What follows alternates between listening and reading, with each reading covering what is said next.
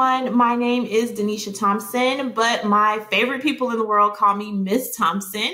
I am here to offer up my 5 tips for a successful virtual school year. I know y'all stressed, but it's okay. I'm going to help you out. Now you're probably wondering, who am I and why am I an expert? Well, I have been an educator for 11 years, first as a teacher, also as a leader, and now as a family engagement liaison. And what makes me an expert? Well, I'm not an expert. Actually, the people that are watching this video are the experts. Yes, parents, you are the experts of your child. You know what is best. So educators can offer tips, but ultimately you know what is best for your family and for your child. So here we go. All right, so my very first tip is so important. It is to set up a dedicated learning space for your child. Now, we know when we go into work or when we go into the office or things like that, it's automatic switch for us. It's time to get to work. So we need to create that space for our children as well. They need to know when they enter this space, I'm no longer at home, hanging out, chilling, relaxing. I am now in my learning space. I'm engaged and I'm focused and ready for the day. I'm ready to learn, right? So what can this look like? It can look like my favorite over here to the left, Kasha. He's got a little office area set up, but it's distraction free, right? His chair is not in the middle of his living room facing the television. His chair is in a space that is free from distractions. Also, the area needs to be big enough to store supplies. So even if you don't have a cool office set up like my friend Kasha, you can have a desk like my friend over here, Matthew, who has all of his materials set up around his dinner table so that he is not losing any learning time by running around the house, trying to find a notebook, trying to find pencil, trying to find paper, right? So we want to make things as accessible and easy as possible for our students. And then obviously a flat hard space for writing. They'll be taking notes. They'll be graphing if they're older. So you want to make sure that there's a flat hard space for them to write. Create a structured schedule or a plan. So if you didn't know, at school, whether you're in kindergarten or you are a senior in high school, there is a specific schedule that your student follows every single day. So we want to try to mirror this type of structure even at home. So no, you're not going to get it 100% right. No, it's not going to be completely aligned to what happens during the school day in the actual brick and mortar building. However, structure is what is going to help any student, like I said, K through 12, really thrive and be as focused as possible.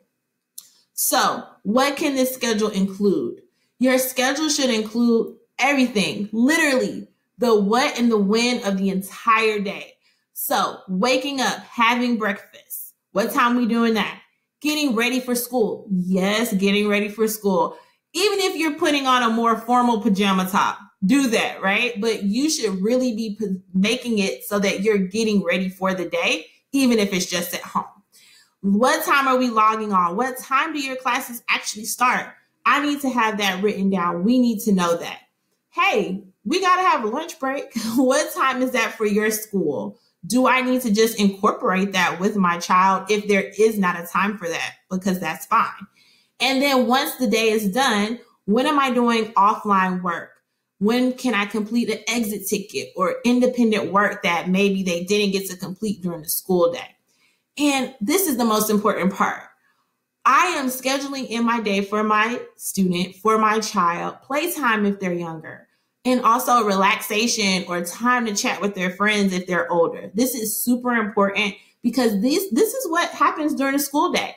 There's recess and then there's time for the older kids to really talk to each other and engage with one another. So we really need to mirror that because that's what's going to keep them motivated to keep this virtual learning going. And then if there's homework, what time are we doing that? So like I said earlier, your schedule should include the what is happening and the when it's happening. You can post it up. I have seen it on refrigerators. If you have an older child, they have their own planner. They're writing it out. but making sure that you know exactly what's going down and when it's going down. Now, there are going to be times where, especially if you have younger ones, where you might need to kind of adjust your work schedule around something that's happening in the school day. For example, if there's testing and you know that your child might need a little assistance with logging on or doing certain things, definitely important for you to know when that's even happening so that you can alert your manager or whomever to figure out those types of situations. So knowing the what and the when, super important. Writing it down, giving your child ownership over the schedule, right? So that they're responsible. And then that also allows them to have some time management skills. And that is a lifelong skill that all of us have needed, right? Tip number 3, leverage your support system. So man, this is a really, really, really tough time. I mean, we are literally doing every single thing from our home in the midst of 2 pandemics, coronavirus, as well as the racial injustices that are happening around us, right? And so we are going to fall down and we're going to need help getting back up. And the only way we can do that is we have to be okay to ask for help. So we have to leverage our support system. For a parent, that support system can look like teachers. Listen, I tell my team of teachers all the time, parents need us. We are asking a lot of parents. And so if they're texting you or calling you about even minuscule or small little things, please answer them, be there for them because we are a part of their support system. Now, we're not always blessed to have great teachers. And I know that. I've coached them, I've worked with them, and I have actually been a student in classrooms with them, right? And so if you don't have a teacher who's willing to be a part of your support system, you can make them be a part of your support system, or you can go to your school leadership and you can ask for help and ways to kind of facilitate that conversation to get that teacher on your support system, or ask for a different teacher. Your tribe. So I have heard so much from moms and dads all around, caretakers, grandmoms, aunties, uncles, even friends. And it's like, y'all, this should not be an individualistic situation. Y'all have got to work together. Talk to your tribe. I have families that have pods, right? Where they have maybe 3 or 4 of their kids learning together. One parent's on one day, one parent's on another day. Whatever you need to do to just have that support, please ask for help, get what you need. Planning tools. So you're probably like, how is the planning tool my support system? Well, I don't know if you're like me, but I have to keep things planned and organized for myself, or I'm going to be like this can and flipped over and just not dealing with it. So if your child, for example, they do things through Google Classroom, you can sync your Google Calendar so you know exactly what's going on and when it's going on. So making sure you're leveraging those tools to keep yourself organized so you don't get overwhelmed. My next tip is to communicate. Over-communicate. Communicate with your child, communicate with their teachers, and communicate with other parents. So this goes back to that support system. There should never be a time where you're confused about what your child is learning or what is expected of your child. Call their teachers, text their teachers, email their teachers. And if their teachers do not respond, like I said, call administration, text school leadership. This is a tough time right now, and we do not have time to be confused. So ask for help, communicate. And I know there comes times where it's like, this is a lot of work. I just can't do it with them today. Call the teacher. I guarantee you that if you say, hey, I'm going to have Brandon turn that assignment in on Thursday and it's Tuesday. All right, that's cool. Just let me know. Communicate, over communicate, let people know what is going on so that we can all be there to support one another and you. And my last tip is to take care of yourself. Like I've been saying, this is a crazy time. We are fighting 2 pandemics right now. So you have to give yourself some grace. You're not going to always get it right. No one knows what the future holds, so we have to be kind to ourselves. So make sure you do what you need to do to take care of yourself, because guess what? You cannot offer anything to your child from nothing. You cannot pour from an empty glass. So if you don't have it, you don't have it to offer them. So make sure that you are taking care of yourself. Now on this screen, I am just showing you guys a few apps to either support or extend learning for your students. So the first one I'll show right here, News ELA. If you have students that are a little bit older, they can go on this site. They can read articles about current events, and then they can write about them. They can answer quiz questions about them, and then they'll be in the know of what's actually going on.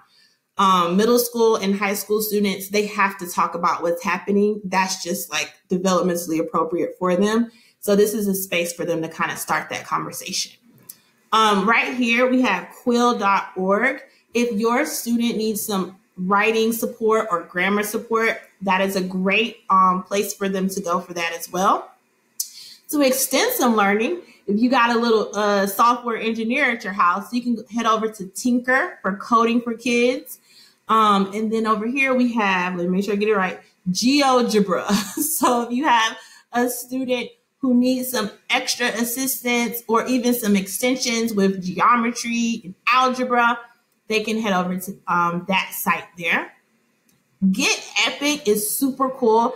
It has like 40,000 books that students can read along with, audio books, types of books too, all types of stuff. But 40,000 books, articles, journals, all types of stuff.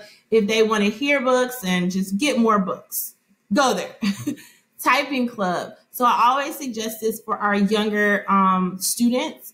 Obviously, we're doing everything via laptops and iPads and things like that. So Typing Club really will help them with like getting that typing down, doing it as quickly as possible, because I know we're utilizing the chat functions and things like that. So that could definitely help us. Khan Academy is all grades, literally K through 12. If you need help in any of the core contents, English, math, science, social studies, any of them, there's lessons, there's all types of stuff. So head over there if you just need to get some extra support for literally any subject in grades K through 12. This one right here is Moby Max, and it's adaptive, which means that your student can log on to it. The app will figure out where they are, and then so find those gaps and then help close those gaps through games. So that's a super cool one. And I'm always about cultural capital. This is such an awesome time for students to learn more about themselves and be proud of being Black.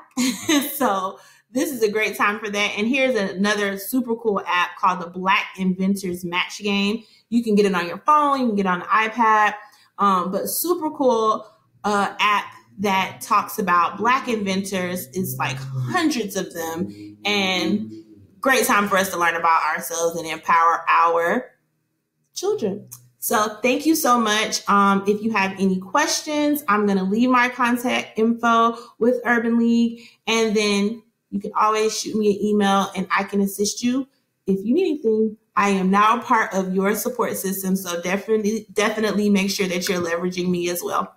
All right, good luck.